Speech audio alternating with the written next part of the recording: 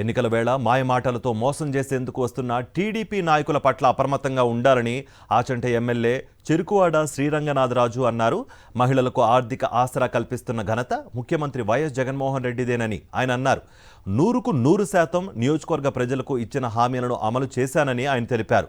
పశ్చిమ గోదావరి జిల్లా పోడూరు మండలం తూర్పుపాలెమ్మ క్యాంపు కార్యాలయం వద్ద మనసారా ఆసరా కార్యక్రమంలో ఆయన పాల్గొన్నారు. రాష్ట్ర హౌసింగ్ కార్పొరేషన్ చైర్మన్ షర్మిలారెడ్డి ప్రారంభించిన ఈ కార్యక్రమంలో డ్వాక్రా మహిళలు పెద్ద సంఖ్యలో పాల్గొన్నారు. ఈ సందర్భంగా మహిళలందరికీ భోజనాలు పెట్టి చీరలు అందజేశారు ఎమ్మెల్యే. జగన్మోహన్ రెడ్డి గారు నవరత్నాల ద్వారా ఏమొస్తాయి మీకు 5 సంవత్సరాలు అని, అమ్మఒడి కానీ, చేయూత కానీ, విద్యా దీవెన కానీ, రైతు భరోసా కానీ, పెన్షన్ కానీ, ఇల్లు కానీ, ఇళ్ల స్థలాలు ఏమొస్తాయని చెప్పి మీకు ఒక కాగితం రూపంలో ప్రింట్ చేసి మీకు ఇవ్వటం జరిగింది.